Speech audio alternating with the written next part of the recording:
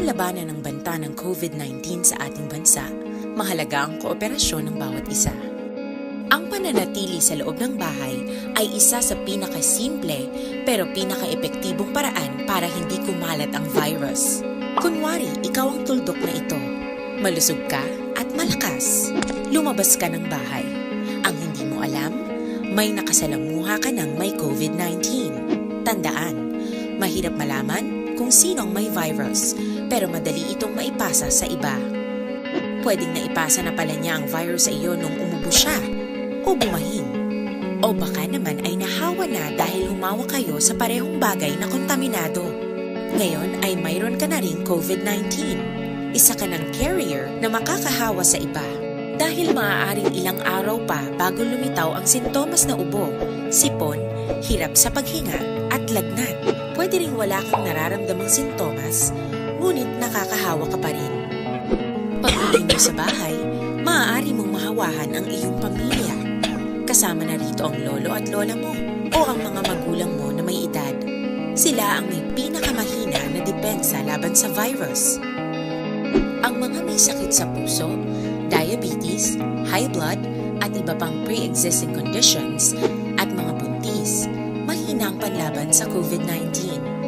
Kapag na-infect ang taong mahina ang immune system, posibleng magkaroon siya ng malalang karamdaman at kailanganing dalhin sa ospital. Sa patuloy na paglabas ng bahay at pagpunta sa pampublikong lugar, tinatayang maaari kang makahawa ng 3 pang tao at sila makakahawa ng mas marami pang iba. 20% ng mga nahawa ay maaaring maospital at dadami ng dadami ito habang mas kumakalat pa ang virus. Bukod sa dumaraming COVID-19 patients, marami pang ibang may sakit ang nasa mga pagamutan. Ang mga pasyenteng malubhang-malubha na ang karamdaman, hindi na maaasikaso. Wala ring lugar para sa mga pasyenteng may ibang karamdaman. Kaya nating iwasan ang patuloy na pagkalat ng COVID-19 kung iisipin natin ang kapakanan ng iba.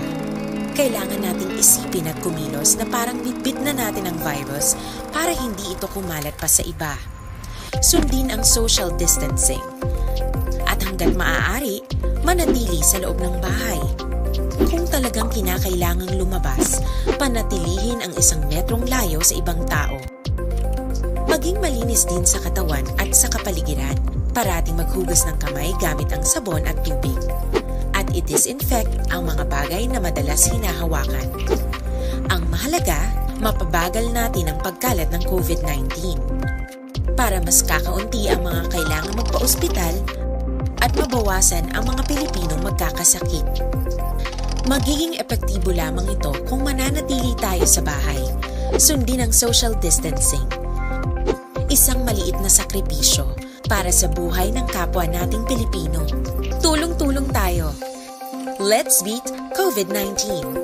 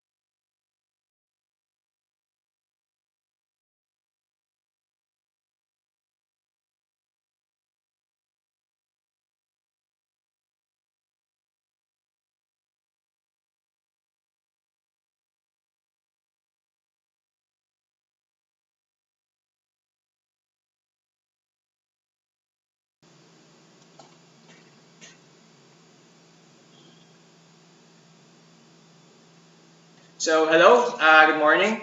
I was just informed that, let's formally begin our webinar. My name is Randall. I'm the DICT Provincial Engineer for the province of Pampanga. I hope everyone is safe during this pandemic. So, um, Before anything else, just allow me to introduce our dear office, which is the Department of Information and Communications Technology. So, um, for viewers who are not aware, we have different projects like Tech for Ed, EBPLS, IIDB, and the project that made this webinar possible, the free Wi-Fi for all. If you're not aware or if you do not know about our projects, just go ahead and check our pages, our Facebook pages below. It will be in the description. So, um, just a brief overview on what DICT is.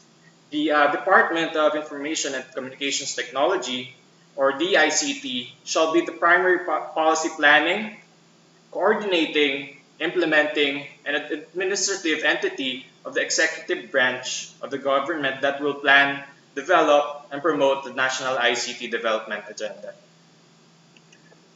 How about free Wi-Fi for all? By virtue of RA 10929, free Wi-Fi for all aims to provide free internet access service in all public places throughout the country so as to promote knowledge building among citizens and enable them to participate, compete in the evolving information communication age.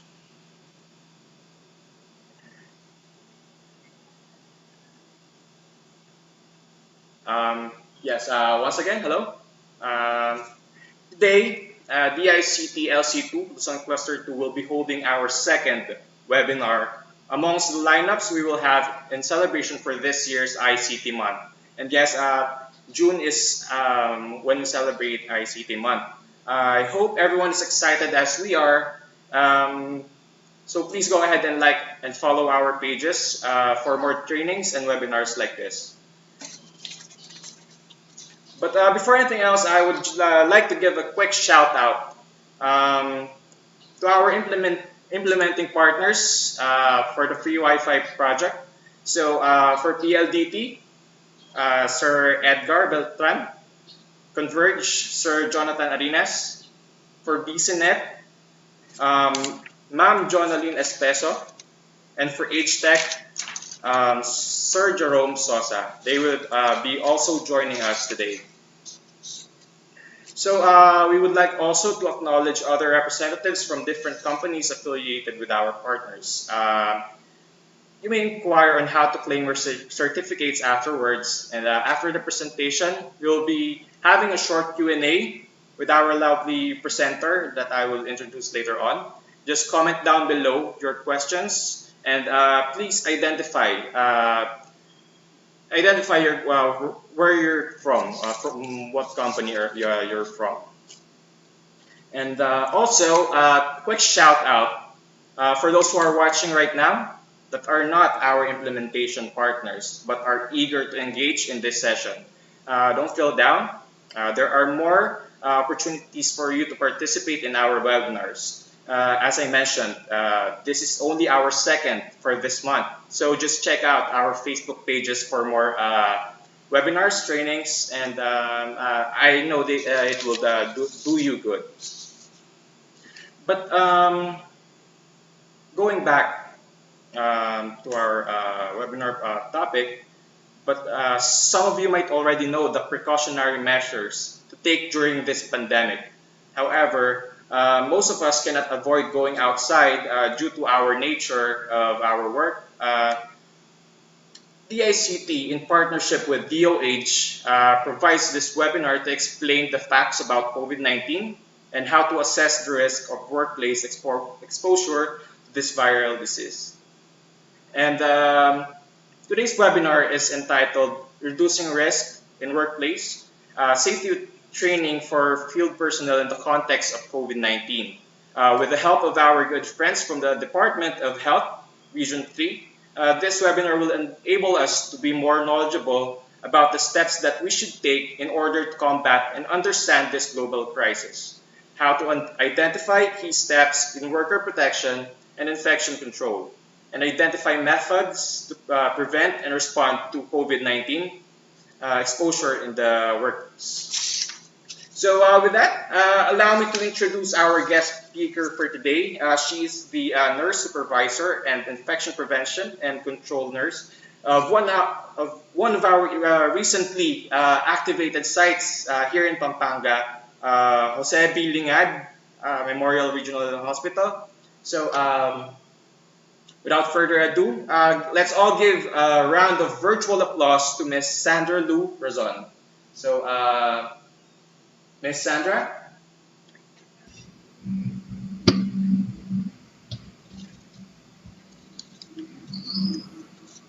Thank you, sir.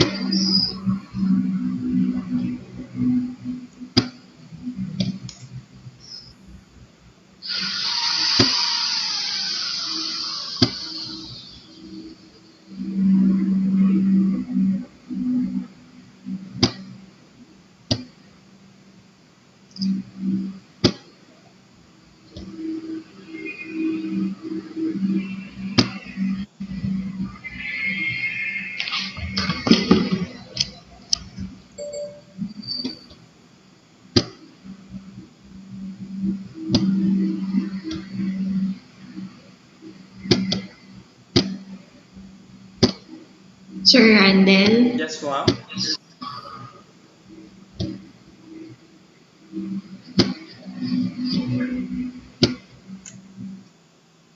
Na-review na po ba yung PowerPoint ko? Parang di pa po, ma'am. Hindi pa. Ayun.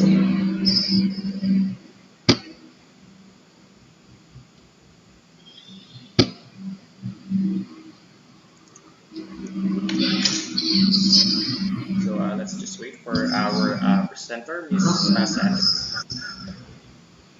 So right now, please comment down below where you're from.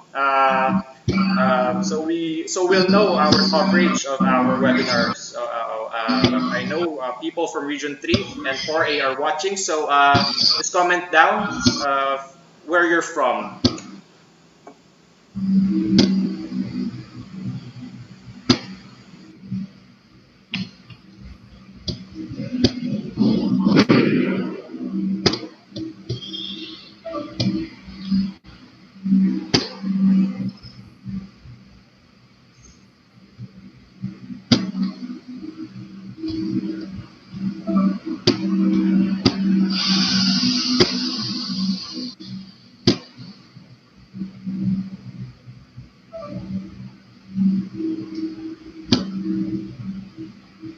Sir Randel. Naka-permission block ako for my PowerPoint.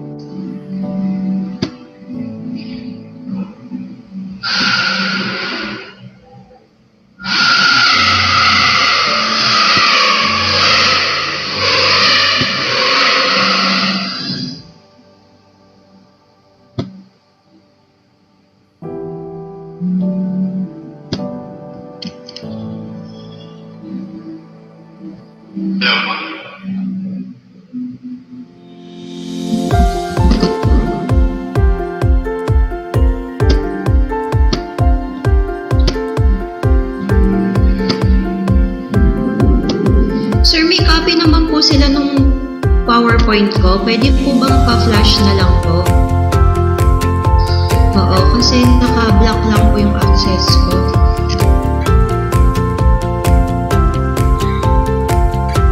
Kasi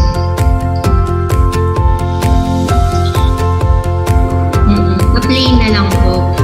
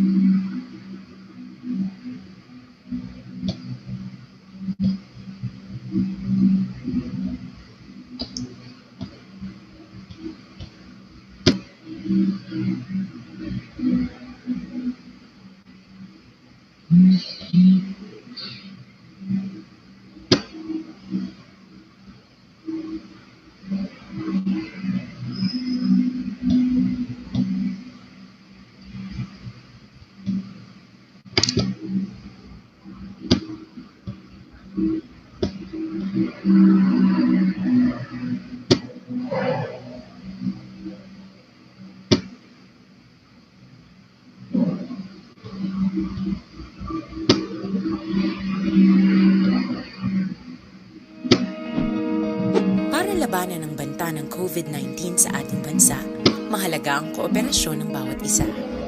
Ang pananatili sa loob ng bahay ay isa sa pinakasimple pero pinaka-epektibong paraan para hindi kumalat ang virus. Kunwari, ikaw ang tuldok na ito. Malusog ka at malakas. Lumabas ka ng bahay. Ang hindi mo alam, may nakasalamuha ka ng may COVID-19. Tandaan, mahirap malaman kung sino ang may virus, pero madali itong maipasa sa iba. Pwedeng naipasa na pala niya ang virus sa iyo nung umubo siya, o bumahin. O baka naman ay nahawa na dahil humawa kayo sa parehong bagay na kontaminado. Ngayon ay mayroon ka na rin COVID-19. Isa ka ng carrier na makakahawa sa iba dahil maaaring ilang araw pa bago lumitaw ang sintomas na ubo, sipon, hirap sa paghinga at lagnat. Pwede ring wala kang nararamdamang sintomas, ngunit nakakahawa ka pa rin. Pag-uwi mo sa bahay, maaari mong mahawahan ang iyong pamilya. Kasama na rito ang lolo at lola mo o ang mga magulang mo na may edad. Sila ang may pinakamahina na depensa laban sa virus. Parehong bagay na kontaminado. Ngayon ay mayroon ka na rin COVID-19 at iba pang pre-existing conditions at mga buntis. Mahina ang panlaban sa COVID-19. Kapag na-infect ang taong mahina ang immune system, posibleng magkaroon siya ng malalang karamdaman at kailanganing dalhin sa ospital. Sa patuloy na paglabas ng bahay at pagpunta sa pampublikong lugar, tinatayang maaari kang makahawa ng tatlong tao at sila makakahawa ng mas marami pang iba. 20% ng mga nahawa ay maaaring maospital at dadami ng dadami ito habang mas kumakalat pa ang virus. Bukod sa dumaraming COVID-19 patients, marami pang ibang may sakit ang nasa mga pagamutan.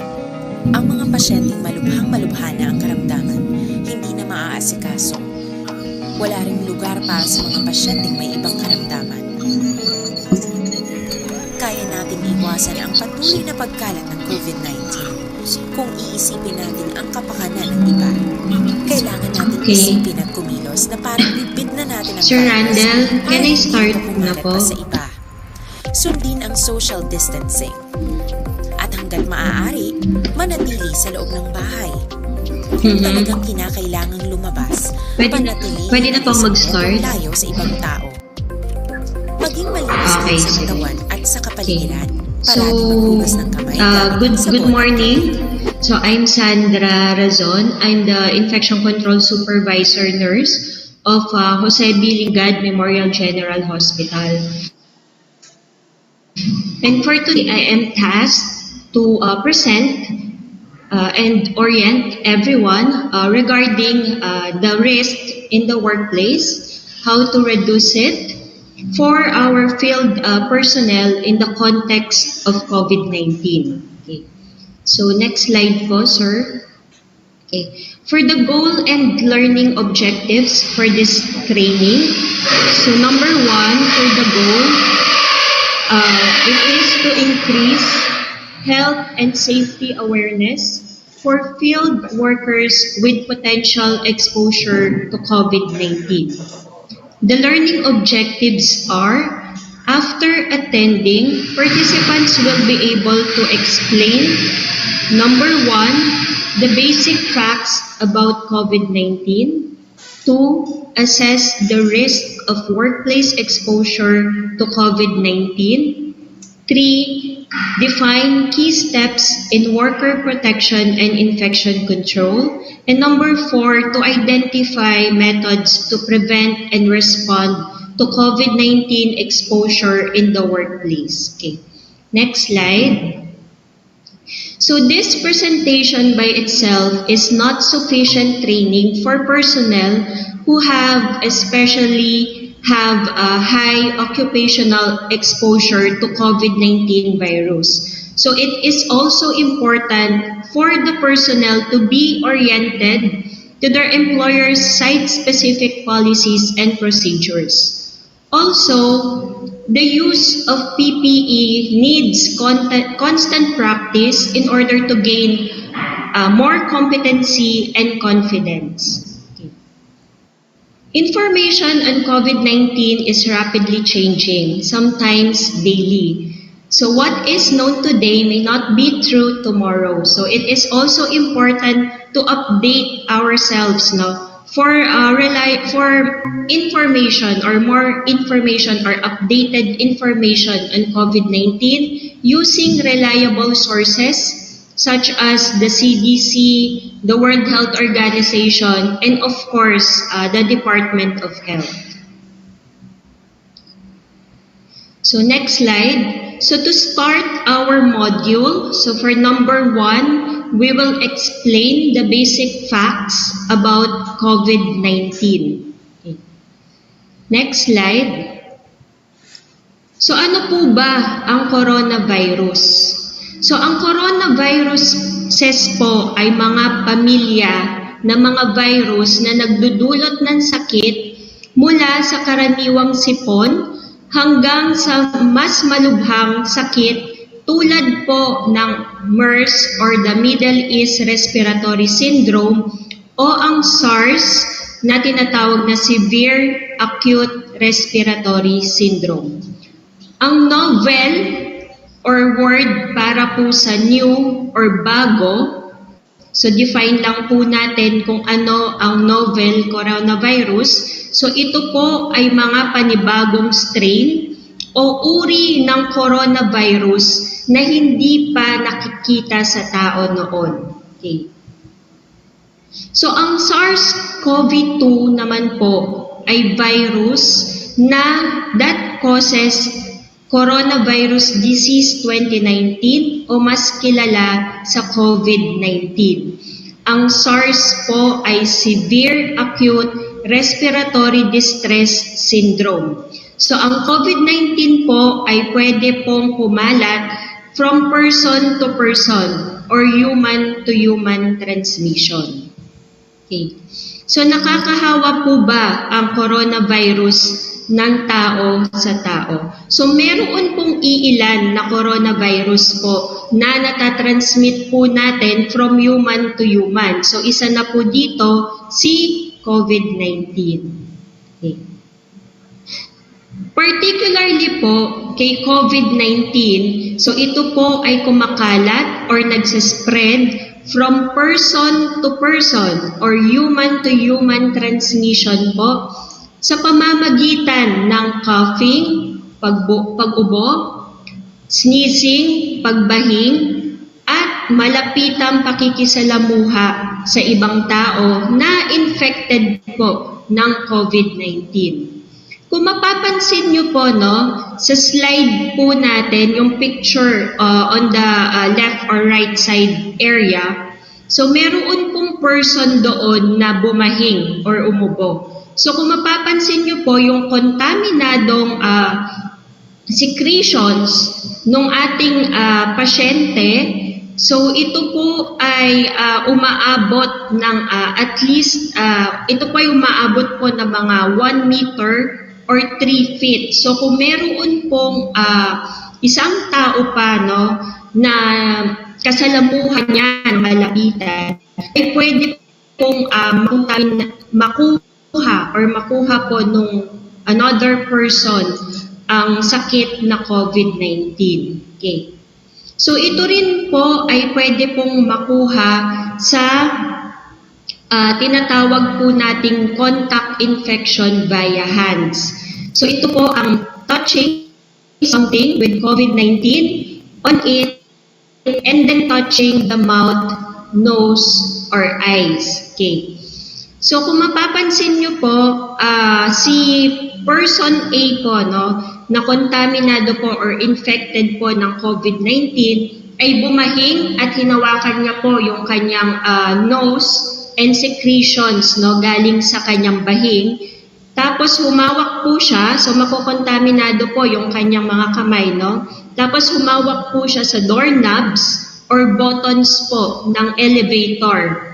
Okay? So ngayon po, kung si person B, hinawakan naman po niya ang buttons po ng elevator or the doorknobs na kontaminado po ng virus, tapos po hinawak niya po ito sa kanyang mata, sa ilong at sa bibig. So pwede rin po siya or maaari rin po siyang mahawa sa virus na COVID-19.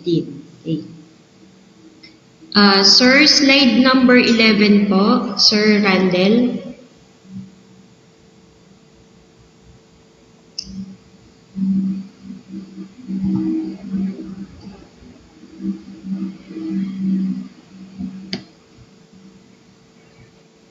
Number 11 po, sir. Yan, okay.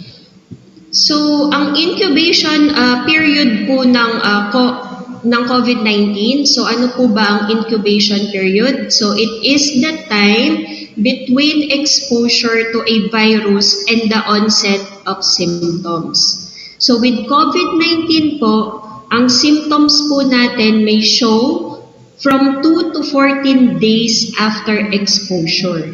Okay. According po to our CDC, that people are most contagious po or mas nakakahawa sila when they are at most asymptomatic. Next slide po, sir, number 12. So ano-ano po ba ang mga simptomas na dulot ng novel coronavirus or COVID-19? So ang mga simptomas po ng COVID-19 ay ang lagnat, ubot, sipon, at hirap paghinga. Next slide po, number 13. So meron pong mga ibang simptomas ang COVID-19, kagaya po ang sore throat, runny nose, body aches, headache, diarrhea, at ang iba po nating mga pasyente po ay nagre-report po ng pagkawala ng kanilang panlasa at pang-amoy. Next slide po, sir, number 14. Okay. So meron po bang gamot sa novel coronavirus? So sa ngayon po, wala pa pong bakuna or gamot laban po sa COVID-19. So, para po sa ating treatment and management, so next slide po, sir, number 15. Okay, so for the treatment po and management is supportive care. So, meaning po, ang gamot po na ibinibigay po sa ating mga pasyente ay depende po sa kanilang simptomas. So, example po nito, kung ating pasyente po ay may lagnat, so sila po ay binibigyan ng paracetamol.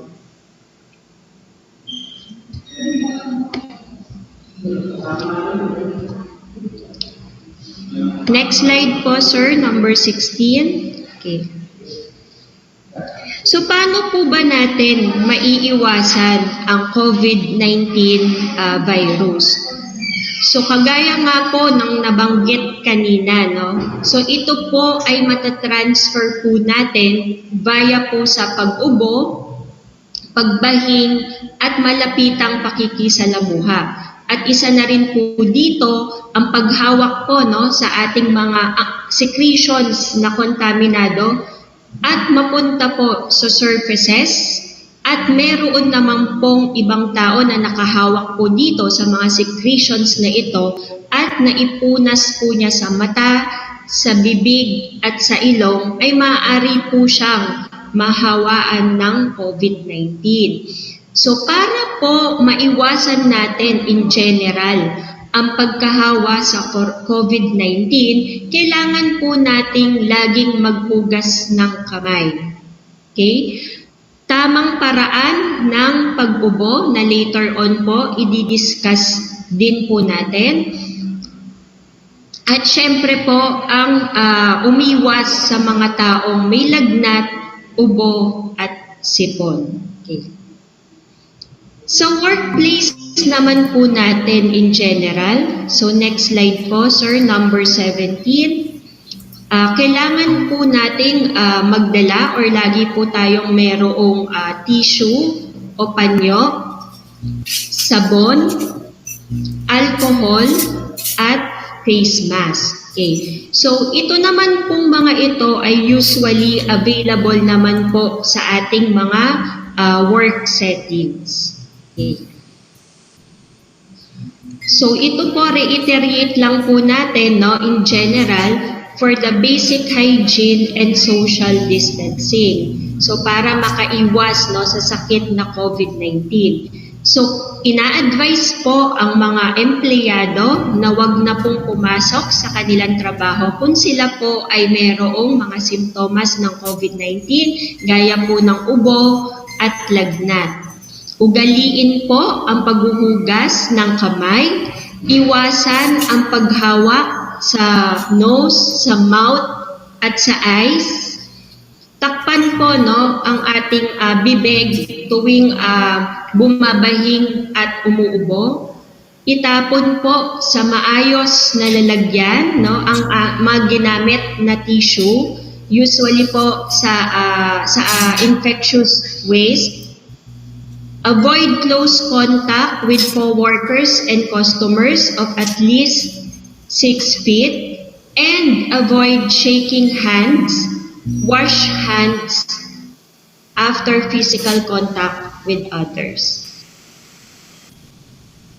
The next slide po on number 19 are example of posters, yan, reminding our employees for social distancing and for staying at home when sick. Okay. Next slide po, number 20. Okay. So na-explain na po natin kung ano ang COVID-19, paano po ito natatransmit from human to human, at ano po yung mga basic infection control measures to prevent in general po the COVID-19. Okay. Next, we will proceed to the assessment for the risk of workplace exposure to COVID-19. Next slide, number 21. So, assessing the potential for exposure to COVID-19 in the workplace. Okay. So, sa assessment po for the potential exposure ng ating mga empleyado sa COVID-19 in the workplace ay nakakategorize po siya based sa work settings, sa dalas ng pakikisalamuha po natin sa general population or sa mga tao. Number 3, sa kind ng task or trabaho ng empleyado. Okay. So ito po sa assessment for potential for exposure. So meron po siyang tatlong category. The high risk potential for exposure, the medium potential for exposure, and the last po, the low potential for exposure.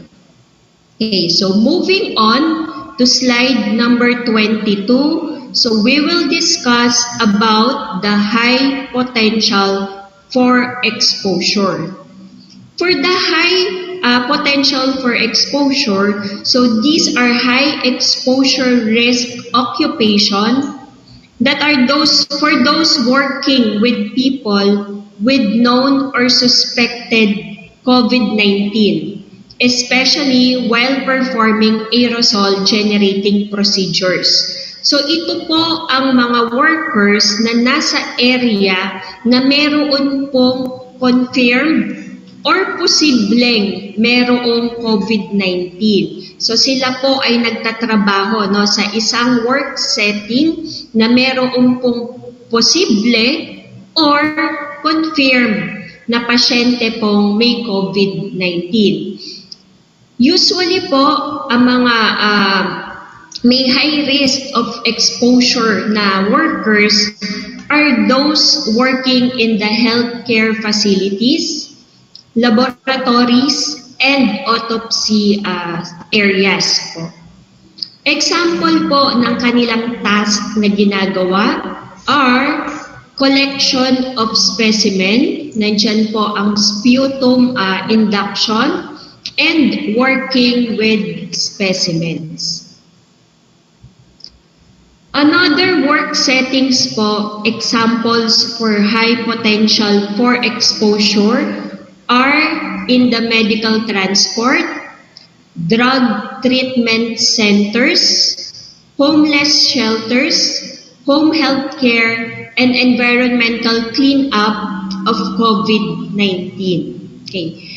Example of job activities for high potential for exposure are direct patient care ng ating mga healthcare staffs, emergency medical services, and housekeeping and maintenance in patient areas na mayroon pong known or suspected COVID-19 cases. Next slide po, number 24. For the medium potential for exposure. Okay. Ang medium potential po for exposure ng ating mga workers po ay mas mababa ang kanilang chance kesa po sa high risk exposure na makakuha or posibleng makakuha ng COVID-19 virus. So bakit po? Kasi po sila po ay nagtatrabaho sa mga areas na hindi po wala pong known or posibilidad na case for COVID-19. Pero hindi rin po nating maaalis ang kanilang pakikisalamuha sa general population. Kaya po ito po ay nilalabelan po natin sila as workers, no, na meron pong medium potential for exposure. Ang example po ng mga work settings under medium potential for exposure are the retail stores, public transportation, home visiting occupations, and public services.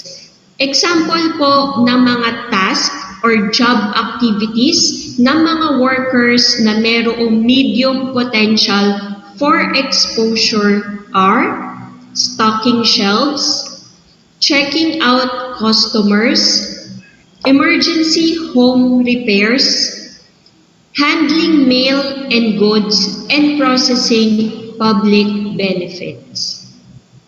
Okay. Next, for the slide number 25, the low potential for exposure.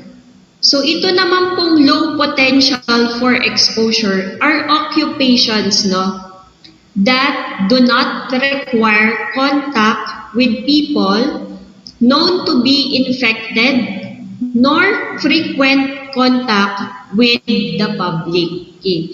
So example po for occupations or employees na may low potential exposure, ito po yung work for home na tinatawag po natin. So sila po ang mga empleyado po na meron po or does not require contact with people and wala po silang frequent na pakikisalamuha sa general population po or sa public. Okay, next slide, number 26. So for that slides po, no, so we were able to discuss the assessment of the risk of workplace exposure to COVID-19. So next po, we will define the key steps in worker protection and infection control.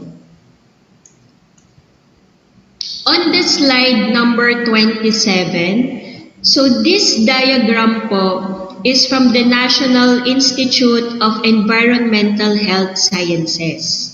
So according po dito sa diagram na ito, so yung pinakataas na top layer po niya, no, hanggang papunta sa baba are the most effective controls, no, for our employees. Down sa pinakababa po, going to the least effective. So, sa taas, most effective, habang bumababa po, nagiging least effective. Okay. So, for the hierarchy of controls po, para po maprotektahan natin, no, ang ating mga workers sa pagkahawa ng COVID-19. Okay? So, meron po tayong elimination, substitution, engineering controls, administrative controls, and the use of PPE. Okay.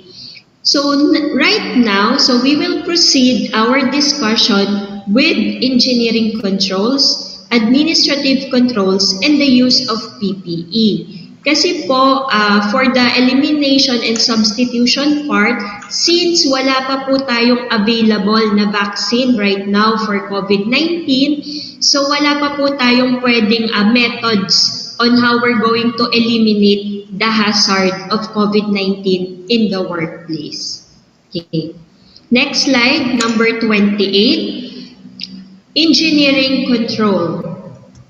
Engineering controls po are part or one of the measures of protecting our workers in the area, no, using machines or infrastructures to minimize their exposure. So yun po yung ibig sabihin ng engineering controls. So examples are ventilation, the drive-through services, plastic shields and other barriers, and sneeze guards. Yung makikita nyo po sa picture on the slide 28 is an example of a plastic shield or other barriers para po maprotektahan po natin, no, ang ating mga workers laban po sa pagka-transmit or pagkakuha po ng COVID-19 virus. Next slide po on the number 29. So yung picture po na yan are example of sneeze guards. Okay. So pwede po rin tayong makagawa po ng mga ganitong klase na engineering controls for our workplace po to protect our workers from transmission of COVID-19. Next slide po is the engineering control for ventilation. So yan po yung example ng pictures for maintaining adequate ventilation sa work area. So kung yung unang picture po, yung may mga arrows, is an example po of natural ventilation.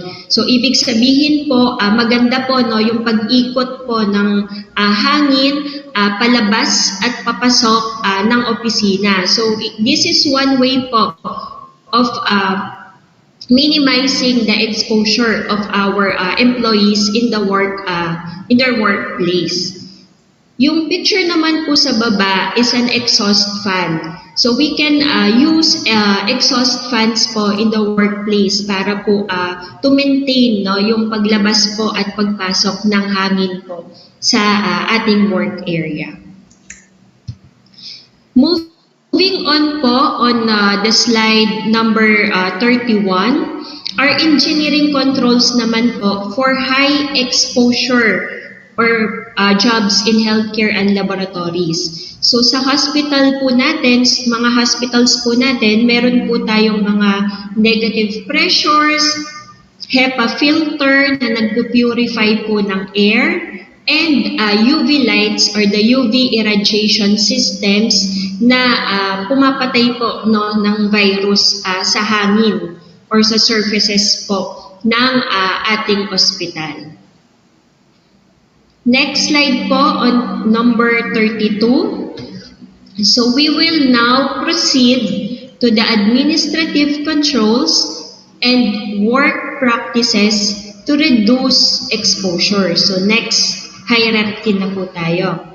So administrative controls naman po are policies, procedures, processes in the work area po natin to reduce our employees' exposure to COVID-19. So kung si engineering controls po are using machines, infrastructures to lessen the exposure to COVID-19.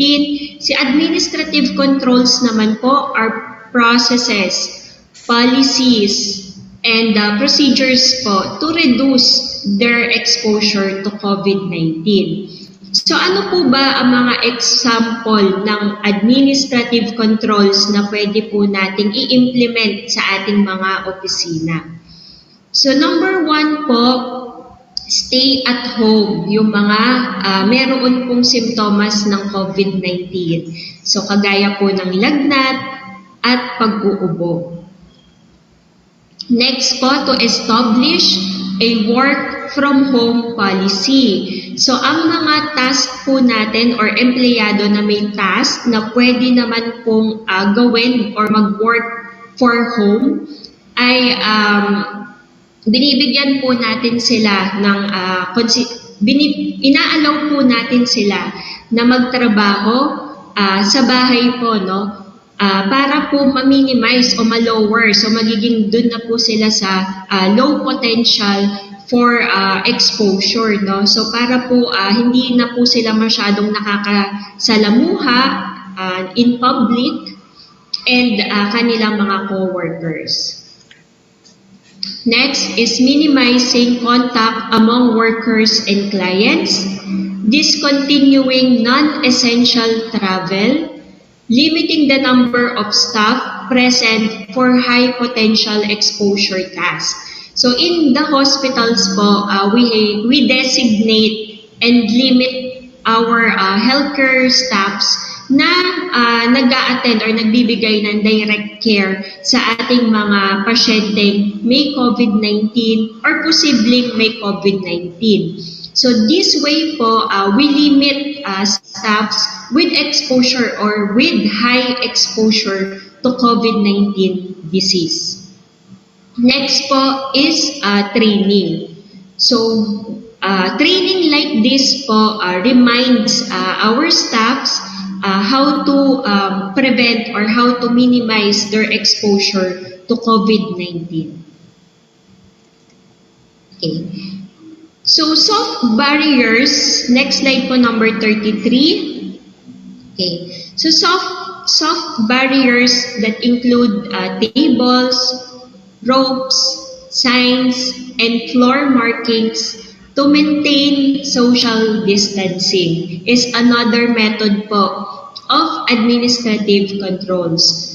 So kung mapapansin nyo po sa mga restaurants natin, so meron po tayong mga markings and posters reminding everyone po of social distancing.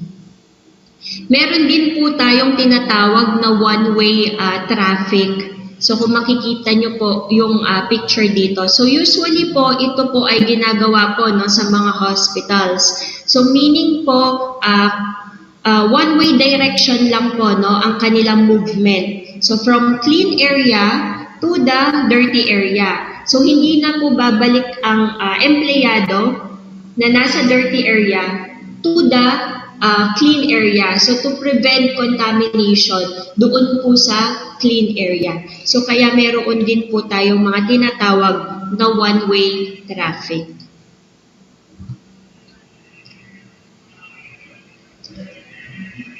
So next slide po, number 34.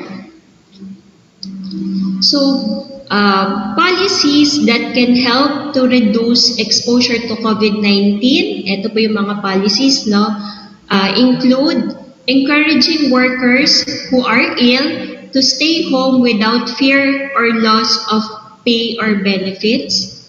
Another one, using email, phone teleconference instead of face-to-face contact. Okay. So to lessen exposure or to minimize the exposure of our IT personnel po in the hospital, so gumagamit po sila ng team viewers and output messenger to help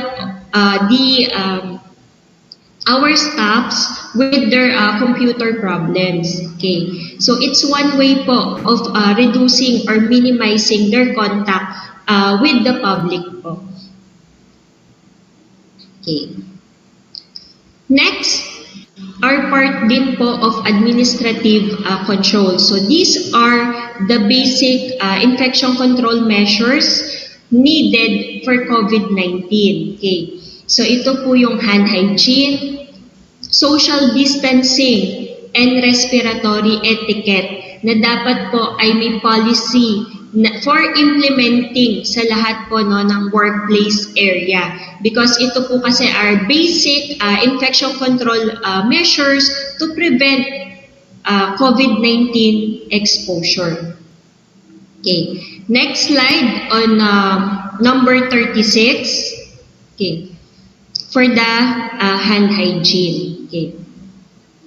So regular and thorough hand washing with soap and water for at least 20 seconds is the most effective preventive measure for infections, for transmission of infections, especially COVID-19. So napaka-importante po na tayo po ay laging naghuhugas po ng kamay, especially po after po natin bumahing, umubo, and gumamit po ng restroom.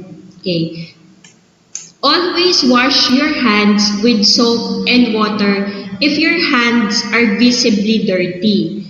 So visibly dirty po, meaning may nakikita po tayong mga dumi sa ating mga kamay. So kapag meron po tayong nakikitang dumi with our naked eye, mas recommended po na gumamit ng soap and water. Okay. For alternative po for hand hygiene, we can use alcohol-based hand rub containing at least 70% alcohol for at least 20 seconds. Okay. Alcohol-based hand rub po ay magagamit po natin as alternatibo sa paghugas po with soap and water kung ang ating mga kamay ay hindi visibly dirty or wala po tayong nakikitang dumi from our naked eye. Okay, so ulitin ko lang po, So gagamit po tayo ng soap with water kung ang ating mga kamay ay visibly dirty. Gagamit naman po tayo ng alcohol-based hand rub as an alternative kung ang ating mga kamay ay hindi po visibly dirty. Next slide, number 37. The 5 steps to proper hand washing. So number 1, we have to wet our hands with clean and running water po and apply soap. Lather your hands by rubbing them together with the soap. Lather the backs of your hands between your fingers and under your nails. Scrub your hands for at least 20 seconds. So ito po yung popular na sinasabi nila na hum the happy birthday song from the beginning to end twice. So napaka-importante po ng scrubbing or friction. Tinatawag po natin friction. Okay.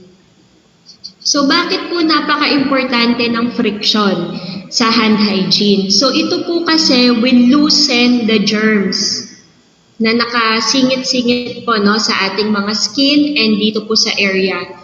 Sa mga areang gitna po ng between our fingers. So scrubbing po is a form of friction that will loosen germs. So para po ito po ay ma-rinse off. So after that, we will rinse our hands under clean and running water and dry our hands using clean towel. Okay. Next measure on the slide number 38 is social distancing. Okay. So next slide. So we have to keep more than 1 to 2 meters apart. So remember po kanina, no, diniscuss po natin paano natatransmit from one person, si person A, to person B, si COVID-19. So isa na po dito yung pagbahing or pag-ubo. So kung maaalala nyo po yung picture po kanina ng person na umuubo at bumabahing. So umaabot po kasi siya ng hanggang 1 meter or 3 feet. So kaya po nire-remind po ang everyone for social distancing, no, para medyo po malayo ang ating pakikisalamuha po sa mga ibang tao. Okay? And this is to minimize our exposure to COVID-19 virus. Okay? So part also po of social distancing is wearing face mask, avoiding close contact including kissing and shaking hands, and staying home if you feel unwell. Okay. Next, it is advisable po to avoid food sharing po and to use clean utensils.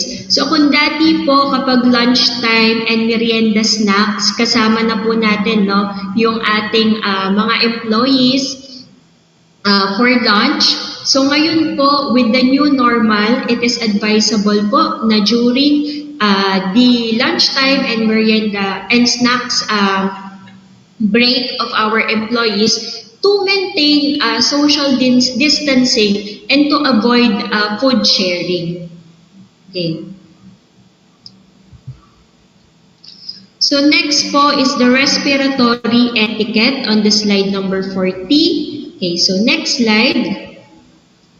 So with respiratory etiquette, ito po yung tamang paraan ng pag-ubo, no, para makaiwas po tayo. So kung baka po kasi contaminated tayo, no, ng COVID-19 or infected tayo ng COVID-19, so kailangan po natin ng respiratory etiquette yan to prevent the spread po of infection. So not just COVID-19 but other respiratory infections. Okay.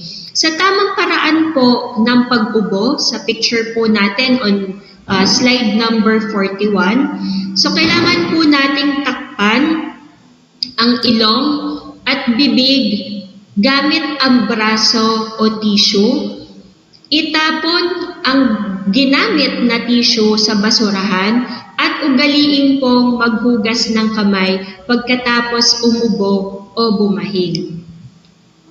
Okay. So, kailangan po nating iwasang hawakan.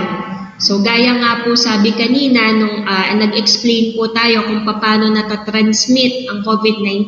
So, isa pong transmission is contact infection via hands. So, baka po mamaya kasi may nahahawakan tayong mga secretions, no, sa surfaces or mula po sa ilong or bibig po ng infected na COVID-19. So, kailangan po nating iwasan po ang paghawak sa ating mga bibig, ilong, at ugaliin pong lagi na maghugas po ng kamay. Okay. So, tamang pag-ubo, ugaliin po ang mga sumusunod. Lagi po tayong magdala ng panyo or tissue. So from picture number 44 po. Next slide. Takpan ang buong ilong at bibig gamit ang panyo o tissue. Next slide. Maaaring gamitin ang manggas o loob ng siko. Next slide. Lumayo sa mga tao kung babahing o uubo. Next slide. Huwag dumura kung saan-saan. Next slide. Itapon ang nagamit na tissue sa basurahan. Next slide. Laging maghugas ng kamay. Next slide. o gumamit ng hand sanitizer o alcohol. Okay. Next slide po on number 52. So na-discuss na po natin yung engineering controls for minimizing exposure of our employees and the administrative controls naman po na policies or pwede pong i-adopt na policies or procedures ng ating mga employers to prevent or to minimize the exposure of our employees. Kagaya po ng tamang pag-ubo, laging paghuhugas ng kamay, ang social distancing tuwing lunch break and merienda times. Nandyan din po yung tinatawag po nating mga policies po, kagaya po ng work for home, staying at home when sick. Okay. So, moving on po to our next effective method to protect our workers is the personal protective equipment. So, this is about protecting the worker with PPE use. Okay. With PPE use po, ang pinaka-common po na ginagamit na PPE ay ang mask. Okay. So, napaka-importante po na ang paggamit po ng PPE, kagaya ng face mask, is with combination with hand hygiene or paghuhugas po ng kamay. So, kung nakita nyo po si hierarchy, pag ganyan siya, so from the most effective to the least effective. So, si hand hygiene po, nandun siya sa administrative control. So, kailangan po mas effective po ang paggamit natin ng PPE kung tayo po ay naghuhugas pa rin ng kamay or in combination with hand hygiene. Bakit po, Kasi po yung face mask po natin, nagfi-filter po kasi siya ng mga viruses dito. Okay.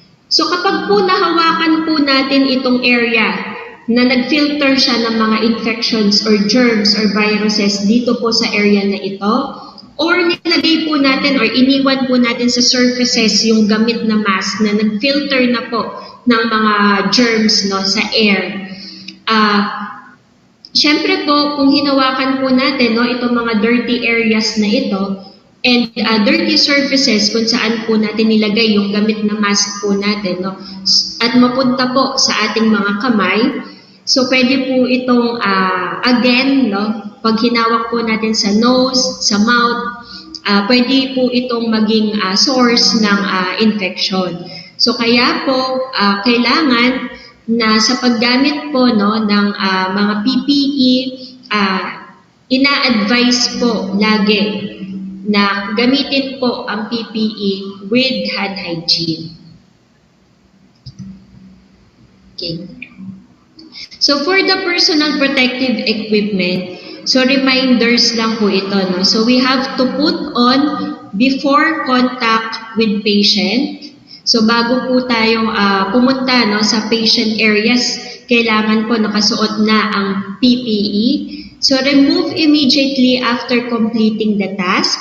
Discard in an appropriate waste container. Clean and disinfect reusable PPE between use. Change immediately if it becomes contaminated or damaged. So kapag nasira po yung mga mask natin, yung mga air loops niya, so kailangan po natin siyang palitan ng panibagong mask.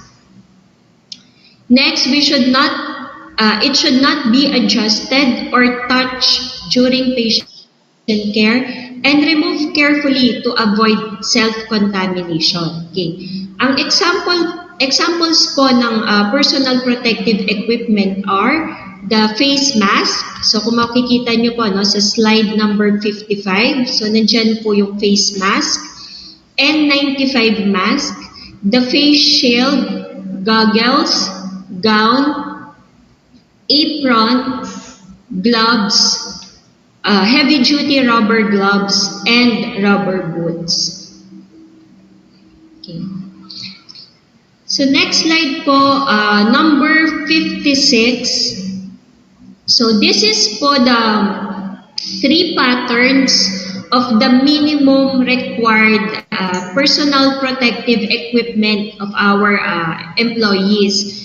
So ito po ang minimum requirement ng Department of Health and World Health Organization. So again po, minimum. Okay. The second, dun po sa picture natin on slide number 56, the second and the third pattern po are usually for healthcare workers. Okay. Dun po tayo mag-concentrate sa first pattern of the minimum required PPE. Okay. For the admin staff, usually the minimum required PPE is a face mask. Okay. But then, based po, kaya nga po sinasabi nilang minimum, meron po kasi mga certain task na meron pong posibleng splashes ng secretions sa ating face, sa mata. Kaya po pag ganito po or nandito po ang empleyado sa certain work area or task na meron pong risk for splashes sa kanyang face, ay pwede po siya magsuot ng face shield or goggles. Okay. Pag si empleyado naman po ay meron pong task or trabaho na hahawak po siya sa contaminated surfaces or tables or computers na kontaminado po, pwede po siyang magsuot ng gloves. Okay. Pag si worker naman po ay meron pong trabaho na nag-i-involve ng mako-contaminate po ang kanyang suot na uniform sa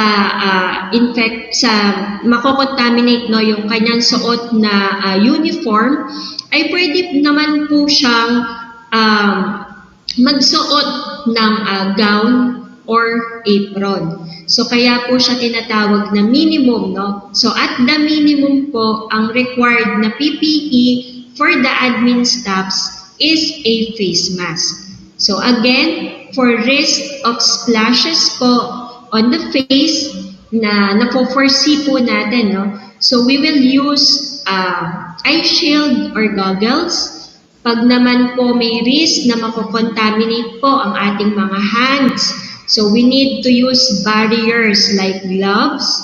And for the risk of contamination of our uniforms, it is also important to use aprons or gown po to prevent contamination of our uniforms.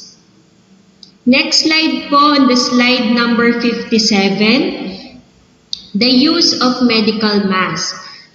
So reminders po, So we have to wear our medical mask in the same room as other household members or when talking to other people. Number 2, if alone, so kagaya ko, mag-isa lang ako sa room, it is not required to wear a medical mask. Medical mask not required for the person the patient is interacting with. Medical mask should not be touched or handled during use. So hindi po natin pwedeng laging hinahawakan yung dirty part ng mask, kasi nandiyan po yung mga filtered infections and germs.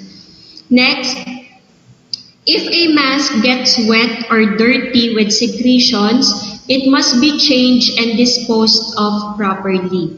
Discard the used medical mask after a maximum use of 8 hours. So pwede po natin gamitin ang mga medical mask natin with a maximum use of 8 hours. But then, pag ang mask po natin ay soiled na, wet or dirty with secretions, kailangan po natin siyang palitan. Next, Medical masks are not reusable and should not be washed. So ito po yun, yung mga medical mask na disposable. But then meron po tayong mga reusable na mask, no? Kagaya po ng mga cotton mask, which can be washed po and reused. On the slide number 58 is a picture po on proper using of medical mask. Okay. On the first picture, so makikita po natin yung mask niya ay nakasuot dito po sa chin area. Okay, so hindi po siya correct use or improper use po siya of wearing a face mask. On the second picture naman po, makikita niyo po si ating World Health Organization. Nakatakip lang po ang kanyang mouth, no? So that is also an improper use of face mask. On the third picture po, ginawa na niyang headband yung kanyang face mask. Again, this is an improper way of using a medical mask. Okay. So ano po ba yung proper way of putting on or using mask? So on the next picture, on number 59, yan. So the medical mask po, kailangan kino-cover niya ang mouth and the nose area. So kung makikita niyo po yung picture po ng ating World Health Organization, dito po on the slide number 59, so nako-cover po ng medical mask both the mouth and the nose po of the person using it. Okay. Next slide. Okay. So this is the PPE recommendation for our primary healthcare facilities with COVID-19. So at the minimum po, in the administrative areas, admin areas with administrative tasks are used at the minimum are required to use face mask. Next slide po, number 61. We will just reiterate po that hand hygiene or washing hands after removing the gloves and after contact with an ill person. Okay? Kasi po yung iba po, kapag daw po kasi may gloves sila, so feeling nila barrier na yan, no? Ng kamay nila from the infection. No? So it's important pa po na after removing, kung gagamit po tayo ng mga gloves, no, na maghugas din po ng kamay after use. Okay. So nag-add po ako ng cleaning and disinfecting na tingin ko po ay magagamit po natin, no, sa ating mga work area. Okay. So define ko lang po what is cleaning and what is disinfecting. Okay. So with cleaning po, it refers to removal of germs, dirt, and impurities from surfaces. So it does not kill germs, but by removing them, it lowers their numbers and the risk of spreading infection. Okay. Cleaning po usually is removing kung tayo po ay kakain, no, sa isang table. So usually cleaning uses rugs, soap, and water po, no. So kung example, kumakain po tayo no lunchtime sa table at meron pong natapon na rice or butil ng rice, so that's a visible dirt. Okay. So we clean the visible dirt po using the rag, the soap, and the water. So that's cleaning. Okay. With disinfecting naman po, it refers to using chemicals to kill germs on surfaces and does not necessarily clean dirty surfaces or remove germs, but by killing germs on a surface after cleaning. It can further lower the risk of spreading infection. So disinfection po are chemicals that kill germs that cannot be seen by the naked eye. Okay. So kung sa table po natin, meron pong butil ng kanin, no? So kung bubuhusan mo po ito ng chemical disinfection, no? So hindi po siya totally matatanggal, no? Kasi with the visible dirts po, we use the method cleaning, and for killing germs naman po, we not visible with our naked eye, we use the method of disinfecting. So bakit ko po ito in-explain, no? Kasi importante po kasi na bago po tayo mag-disinfect ng ating mga work areas po natin, tables, chairs, and our offices po, no? Or computers, mga ganyan po, no? Kailangan po muna natin sila i-clean bago po i-disinfect. Okay. So next slide po, number 63. So for number 63 po, ito po ang required dilution for disinfectants from our World Health Organization. So we can use po chlorine, either liquid or powdered po or tablet, as disinfectants to disinfect office surfaces or work environment or our work environment from germs po and other infections. For the dilution po, we can use for liquid chlorine with 5% available chlorine, the 1 liter of water with 10 ml of liquid chlorine with 5% available chlorine. Okay, on the page, on the slide number 63 po, makikita nyo po, there's another dilution of 0.5 liters of water and 10 ml chlorine. So ito po, mas concentrated lang po, no, yung chlorine solution for disinfection, no. So this is usually used po for disinfecting highly contaminated surfaces. Okay.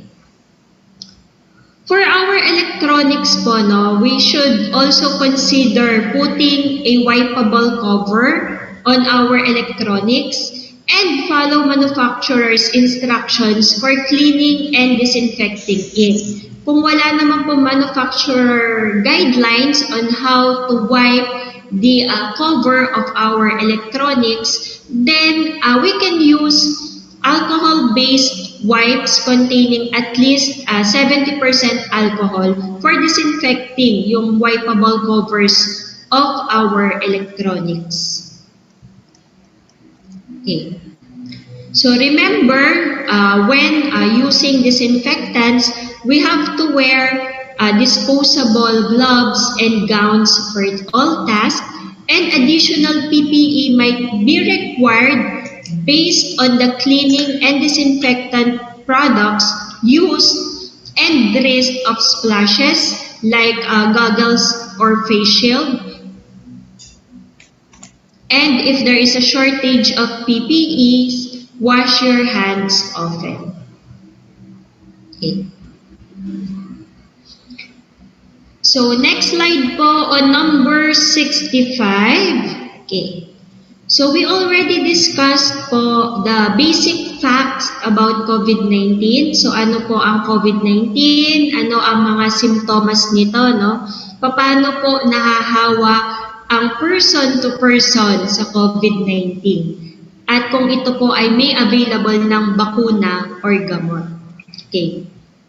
Next, na-discuss na rin po natin ang assessment in the risk of workplace exposure to COVID-19. So ito po ang risk level ng ating mga employees based po sa kanilang task and work settings, no? So these are the high risk, medium, and low potential for exposure. Number 3, we already defined the key steps in worker protection and infection control. So nandito po yung ating mga engineering controls na na-discuss earlier. the administrative controls, the use of PPE. Okay, so na-discuss na po natin in this module. Next po, we will identify the methods to prevent and respond to COVID-19 exposure in the workplace. So ano na po ang gagawin natin? No? Kung sakaling meron po tayong kasama sa workplace po natin na meron po or may simptomas or nagmamanifest or nagpapakita po ng simptomas ng COVID-19.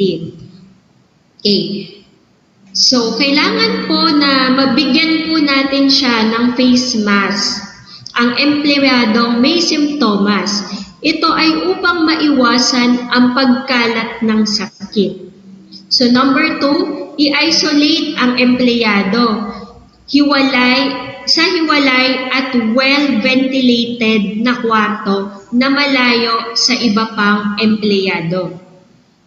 Number 3, kung merong healthcare provider ang kumpanya po natin, i-refer ang empleyado rito. Kung wala, i-refer sa pinakamalapit na ospital para ma-evaluate at ma-screen sa COVID-19. And number 4, i-decontaminate, linisin po, at i-disinfect ang lugar ng trabaho gamit ang mga tamang disinfectant tulad ng chlorine, bleaching solution, at 1:100 phenol-based disinfectant. Okay. So reference po for this training are from the National Institute of Environmental Health Sciences Worker Training Program, Department of Health, and World Health Organization. So that ends po my slide and presentation for today. Sir Rangel? Yes po.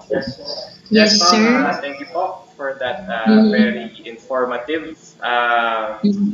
Unfortunately lang po, di talaga may iwasan na magkaroon ng technical difficulties. But thank you po for staying with us and participating. So, Ma'am Sandra, I guess it's the part of our webinar where you answer the questions of our viewers. So, our team has collected some of the questions from the comment section. So, yun po, ma'am.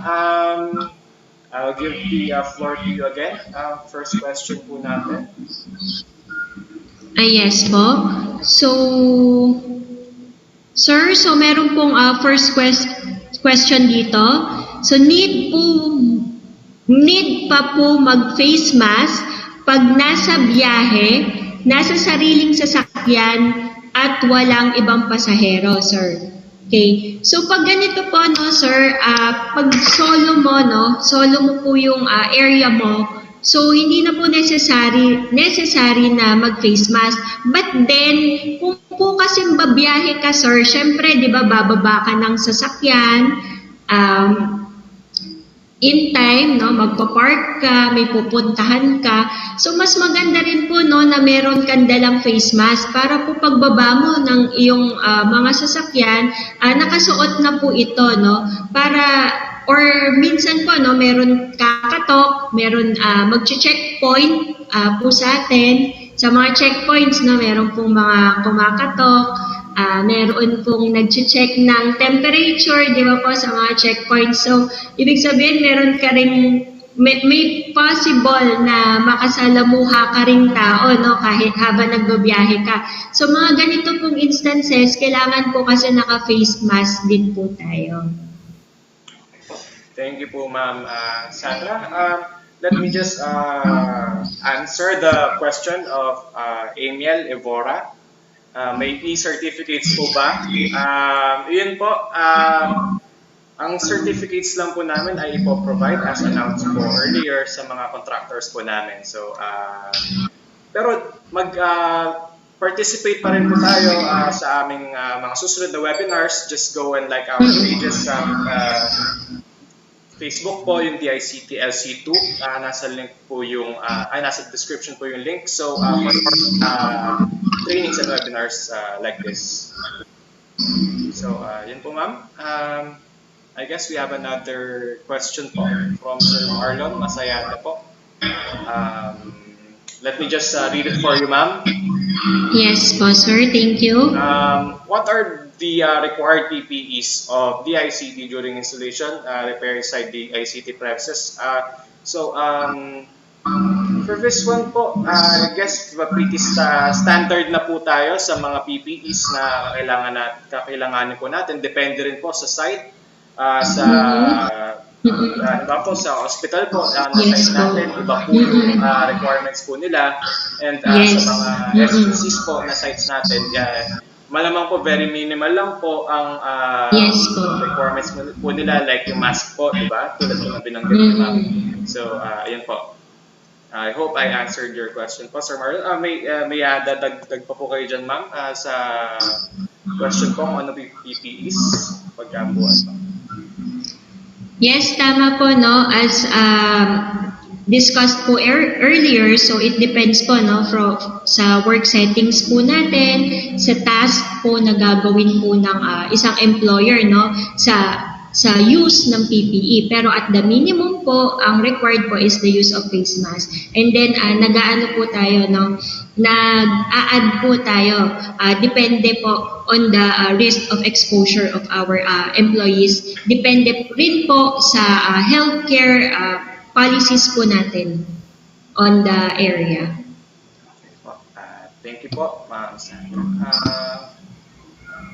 Yun po ma'am, may question po si Sir John sa DOH po. So, yun po ma'am, magbibigay daw po ba ng libreng face mask ang DOH public? Hindi ko po yata masasagot yon, sir. Hindi ko po. Hindi ko po alam kung meron pong napag-uusapan na po, no, sa ngayon ng Department of Health kung sila po ay magbibigay ng mga libreng face mask.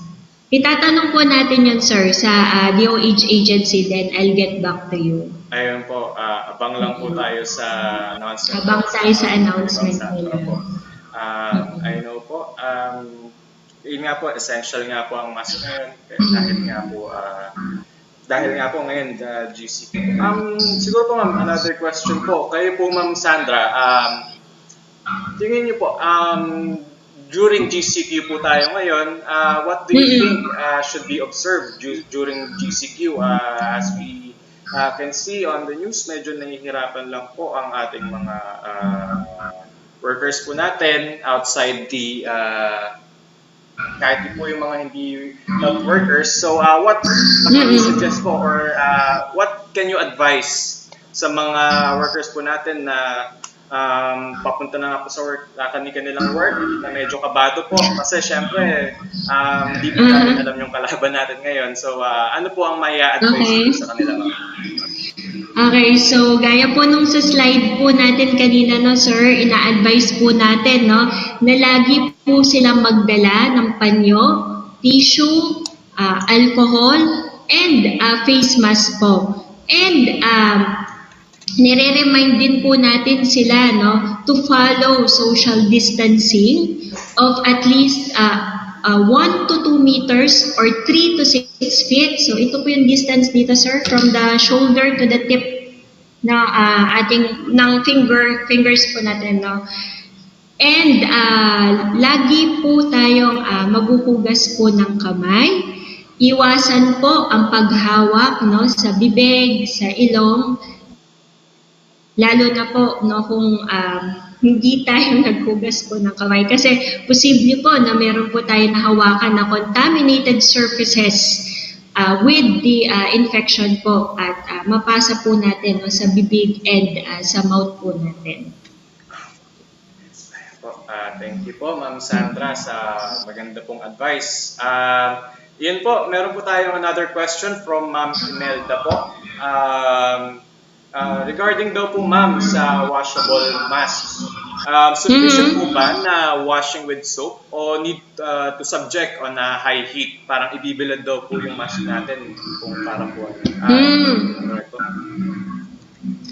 Sir, yung pong washing with soap and water po and with sodium hypochlorite po is sufficient na po for our disposable face mask. And then after that po, usually naman po, di ba sir, sinasampay po natin sa sun, no, para matuyo yung ating mga face mask. So that is sufficient enough po sir to disinfect this face mask. Thank you po. I hope Ma'am Sandra answered your question po, Ma'am Imelda. So from Ma'am Cyrene po, yung team lead po ng project po namin, Free Wi-Fi for All for Region 3 and Region 4A po. Tinanong po, ano po ang risk na pag-install ng providers natin sa hospital na may quarantine po? Bali po ang risk pag-install ng providers natin sa hospital na may quarantine. Okay. So sir, it depends po, no? So kapag kagaya nga po ng diniscuss ko kanina, no, for the high potential of exposure, so these are areas po, no, or kwarto, nasa kwarto po sila, no, na meron pong known or suspected or posibleng may COVID-19. Doon po, meron po silang high risk exposure. Pero kapag nandoon po sila sa area ng institution, like for example, nasa labas or nasa lobby po, no, na wala pong posible na or confirmed case ng COVID-19, then nandun lang po tayo sa medium exposure po nila sa COVID-19, no? Kasi po ang nakakasalamuha lang po naman nila dito is the public. Okay. I hope that answered po the question. Thank you po. Thank you po, Ma'am Sandra. Another po from Sir Michael. Question from PLDT po, partner po namin, partner po namin, project management team North Luzon. So, kailangan pa ba i-undergo sa 14 days quarantine ang mga field personnel namin pag nag-install sila sa mga hospital na may COVID patients? Okay.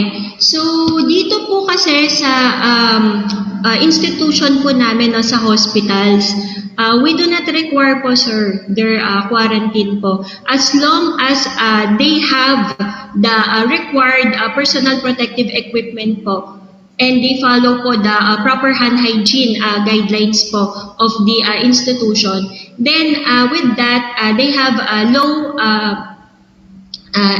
minimized exposure to COVID-19. So we do not quarantine po our service provider po na nag-i-install ng aming mga internet connections. Thank you po. Another question po, ma'am, from Sir Yong po, aming TOT chief po ng DICT LC2. Gaano kataas daw po ba yung risk na mag-install sa labas ng quarantine facility versus sa ngayon na labas na yung tao po, siguro parang since ngayon po, GCQ na open na po yung lumabas po yung tao. So, gaano kataas po yung risk na mag-install po? So, kumbaga sir, ang question niya is, ano po yung risk noon tsaka previously? Ganon ba?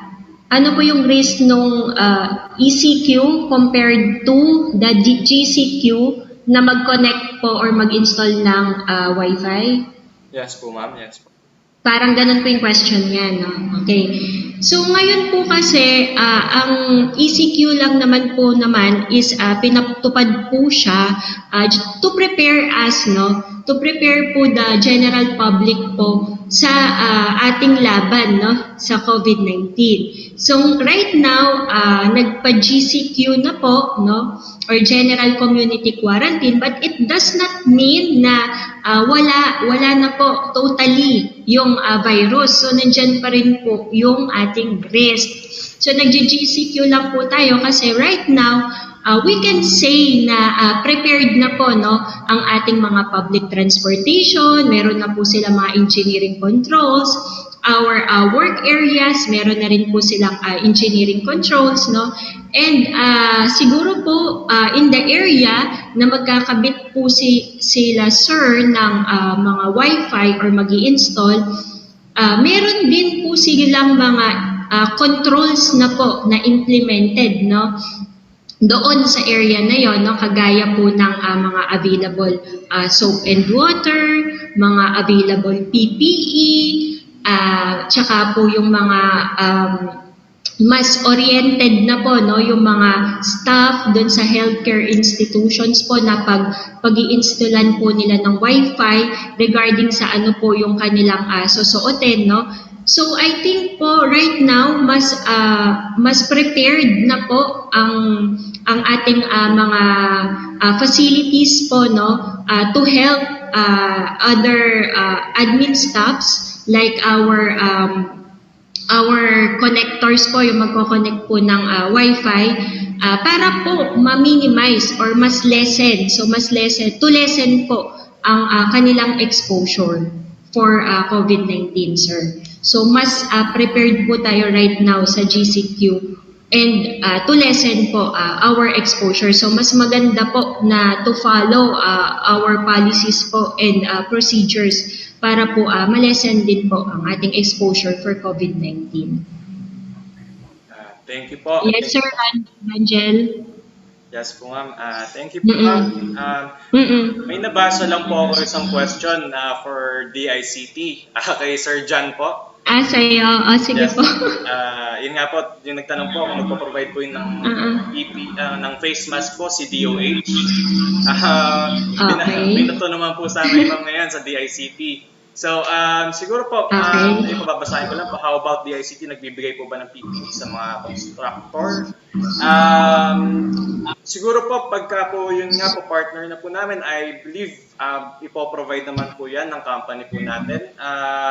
Di ko lang po sure kung saan pong company kayo, Sir John, pero I'm sure po, bibigyan naman po kayo ng employer niyo po, di po kayo papabayaan na lumabas po, na wala pong sandata po. Yun po, Sir John. Yun po, ma'am. Another thing po pala, ma'am Sandra. Nababalita po kasi ngayon na, yun nga po, nahuhuli po yung mga magpapakay po sa mga motor. Pagka po ba ng need po na, halimbawa magkasama po sa bahay, need po ba talaga ng social distancing kahit lalabas pa po sila ng bahay? Yes po, sir. So maganda rin pong way po no ang social distancing na ma-implement po no sa ating mga household. Especially po, sir, yung ating mga lola or mga elderlies po no na nasa bahay no, tapos tayo po ay lumabas no, baka po kasi mamaya infected tayo sa labas. So it's maganda po na pati po sa bahay no ma-implement po natin ang mga basic infection control measures kagaya po ng hand hygiene and sinasabi nyo nga po, sir, the social distancing and also po yung respiratory etiquette po no na basic infection control measures sa bahay para po sa ganon maprotektahan din po natin yung mga kasama po natin sa bahay kagaya po yung mga elderlies po natin, mga buntis and meron pong mga ibang illnesses gaya po ng diabetes and hypertension. Thank you po. Sir Angel. Magandang sagot niyo po, Ma'am Sandra. Yun lang po, ma'am. Nakaka-receive lang po ako ng ibang question, so let me just filter, ma'am. Kayo po, ma'am, baka po may advice pa po kayo. Baka po na gusto niyo pong isingit sa presentation po natin sa webinar. So, sir, yun nga lang po sa advice po no. So, yung Ang pinaka-advice ko po kasi sana po is to follow po no yung ating basic infection control measures, the social distancing, the hand hygiene, the respiratory etiquette po, and to advise everyone po sana to avoid, sir, yung mas maganda po no to avoid po the sharing of cups, sharing of food. Kung hindi po maiiwasan, gumamit po ng serving spoon, sana po sir, no? To avoid po contamination or cross-contamination or spreading of COVID-19 in the workplace. So especially po kung nagla-lunch po or nagmimerienda po ang ating mga empleyado. Thank you po. Words to live by. Thank you po, Ma'am Sandra. I know sa natutunan po natin ngayon, I know we can save not only our lives but also those around us. Kasi yun nga po, everyone is at risk. At di natin nakikita ang kalaban natin ngayon. Kasi yun nga po, since virus siya, kahit napakaliit talagang sobrang dangerous po talaga siya. Pero ma'am, another question po from Ma'am Sinag po, our provincial head ng Nueva Ecija po. How risky the exposure of an individual kapag may hypertension or high blood sugar po? Okay. So, right now po, kapag po kasi mababa po ang resistensya no, ng isa pong person po, no, so meron po siyang ibang illness, so mababa po ang kanyang resistensya. So, ito pong mga grupo po no, ng mga person na meron po mabababang resistensya and mga elderly po, no, sila po kasi yung mas at risk po no, na mahawa po ng COVID-19, sir. Ayun po. And at risk na magkaroon po ng komplikasyon sa sakit, sir. Okay po. So, kumpara po sa may mataas po na resistensya. Okay. Sir Rangel? Okay po. Thank you po, ma'am. I think that summarizes the questions on our comment section po. So, yun po, Ma'am Sandra. In behalf po of DICT, we would like to thank you po. We would like to extend our gratitude po for dedicating your time in order to impart your knowledge po on amidst this global pandemic. We hope that this webinar, the DICT LC2 have equipped you with learnings and knowledge that you can utilize at your respective offices, especially now that we are under ECQ. Pwede na tayo lumabas kasi pinayagan na tayo. Yun po, thank you po again, Ms. Sandra po. Yun po. For more webinars po, please do follow and like our Facebook pages po. As I mentioned po, link would be in the description below. And yun po, see you all again. I hope I know po, may natutunan tayo lahat ngayon. And I hope i-apply po natin ngayon yung mga natutunan natin from our guest speaker, Ms. Sandra Luzon po. So, yun po. See you all again and stay safe po. Maintain social distancing and always wash your hands po. Thank you po and good morning po.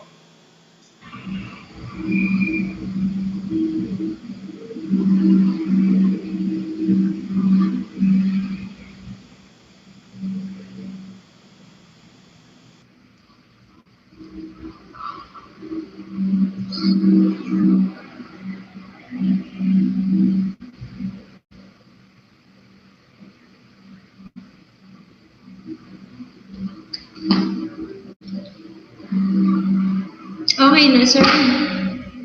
Rangel.